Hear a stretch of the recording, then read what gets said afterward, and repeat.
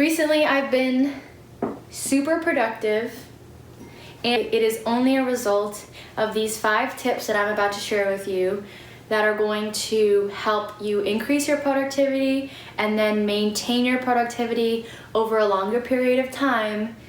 Stay tuned for these tips and tricks.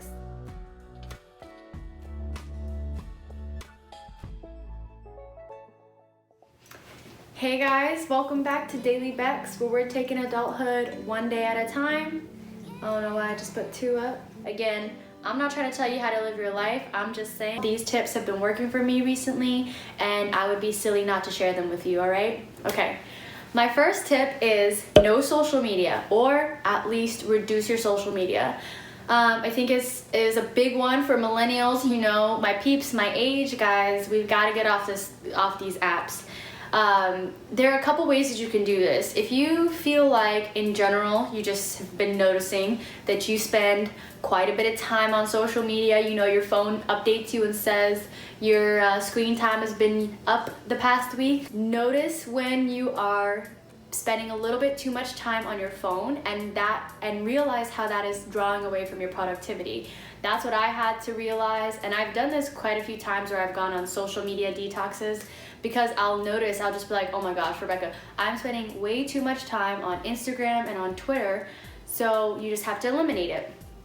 So you can either eliminate the apps that you just know that you really, really do not need and do not use, but you end up on them anyway because you get these push notifications, so then it draws you to it. Another way is to just turn your notifications off, so at least your phone's not buzzing all the time, and you don't get that little sense of FOMO where you're like, ooh, I know this is not even important, but I gotta check it anyways. And then you end up on Instagram for 30 minutes on your Explore page. How, Sway? How? Or to just completely eliminate all your social media. So I'm about a month away from my LSAT exam, so I figured this is the best time for me to kind of go on my social media detox again, and I will be deleting all of my social media apps. I'm not deactivating my accounts. I still need to be able to promote my YouTube videos and be able to eventually come back on social media and be active, but for the moment it's worth it to me to delete all of my apps because it's taking way too much time out of my productivity. Another tip that I have are to-do lists or journaling.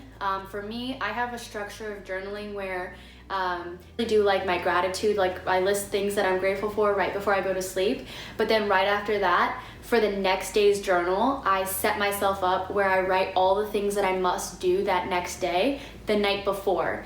And I do this for a couple reasons. One is to eliminate that sense of anxiety when I wake up in the morning and I'm like, oh my gosh, what are all the things that I need to do today? And then you kind of go through that crazy mental checklist and hope that you just didn't forget anything, which for me, I will almost have always forgotten something, y'all. So I found that instead I should just write my to-do list the night before, so when I wake up I hit the ground running. Then that leads into the second thing of, if I do that, I don't waste any time in the morning trying to figure out what it is that I need to do that day. I wake up, I see the list that I've already laid out for myself, and I just go straight into my day, which just adds more minutes to your morning.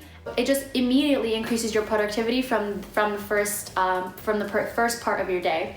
So if you like to journal, or if you like to do to-do lists because you like to get that satisfaction of doing checklists, I highly suggest getting a journal or a little booklet where you can write all the things down that you need to do that day for the next day and do it the night before. If you don't want to write it down, it's very simple to do it on your phone. Your phone even has a feature where you can make it into like a to-do list note, and you can just put it in your notes, so that way when you wake up in the morning, you go to your notes and you can start checking off your to-do list. My third tip is to set up your workspace for success. This is important for anybody who needs to be productive in any space. So if you're at work and you have your cubicle should, or your office, it should be set up for the best environment that's most conducive to you getting your work done. So if that means it's quiet, you should really make sure that you either have like sound canceling headphones, or you keep like earbuds in, or maybe even earplugs if you really need to, if silence is super important to you. If you're studying, making sure that you're doing that in a space where you can have the quiet. If you don't mind noise, then making sure that, then you can go to a coffee shop and that might be the best environment for you. So you have to that one is based on how you know yourself and whether or not you work best in environments where it needs to be super quiet, environments where you have easy access to coffee, easy access to food. I know I'm big on that. If I know I'm gonna be studying for a long period of time, I'm not gonna go to the library, honestly. At school, they have cafes and libraries, so it works out well, but for me right now, when I go to the county library, I can't get food there. I would have to leave the library, which then is gonna cut into time that I should be studying. So if I know I'm gonna be studying for a long amount of time, like 4 hours, 5 hours, I'm gonna stay home because I know I have easy access to the kitchen because mama has to eat, okay? Mama gotta eat while she studies or else my brain function goes down.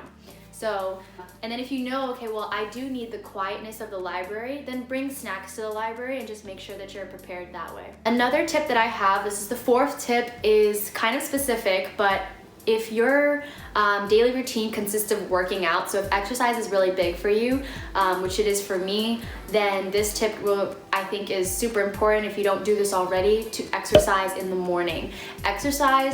That workout should be like the first thing that you do during the day, because when you tell yourself, I'll just do it in the afternoon, and then you get to 5 o'clock and you get off work and you're like, oh, but the gym's gonna be super busy right now. You know what? I'm just gonna go eat.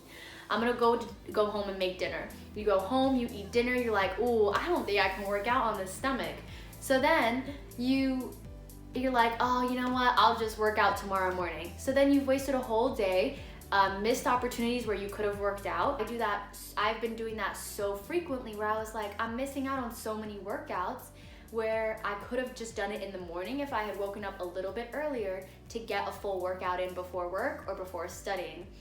The days where I have done that, not only have I felt better because I start my day on a refreshed and like good note, but I've had a lot more time in the afternoon for other things, whether that's a second study session or just hanging out with my family, having dinner with my family and friends, going for a walk with my mom. Like, it just allows me to do so many other things in the afternoon by just getting my workout out in the morning. Last tip is to include movement throughout your day.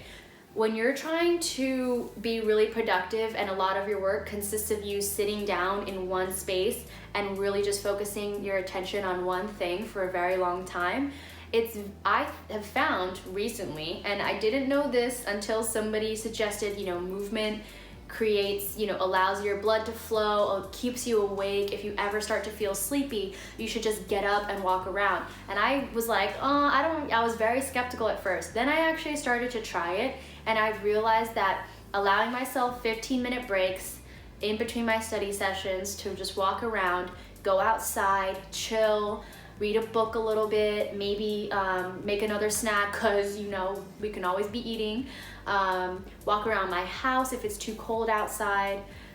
All of those little things that include movement, maybe doing a yoga flow, a little downward dog, a little sun salutation, just getting the blood going has been really, really helpful for not only increasing my productivity because I come back and I'm refreshed, but it's maintained my productivity because I'm allowing myself to have little breaks, but I'm still keeping my attention on the in-betweens. So I'm like, okay, if I give my attention to this, to this textbook for an hour, I know that at the end of that hour, I'm gonna give myself a break and go outside, get a breath of fresh air.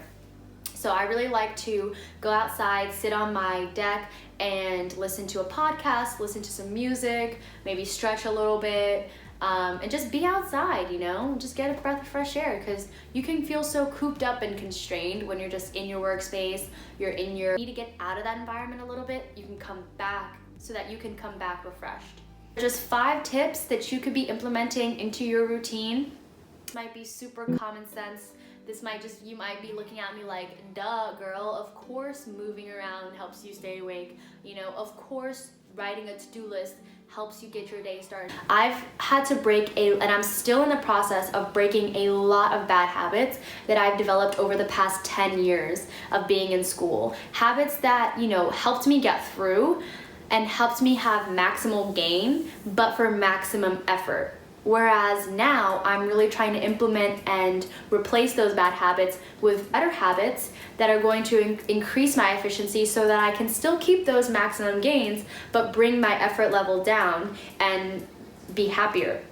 It never felt like I was asking myself to do much more. If you guys appreciate these tips, please give this video a thumbs up and please subscribe and share this video with other people so they can also increase their productivity, because we are heading into the end of this year and we want to finish this year out strong. And I look forward to seeing you guys in the next video. Bye.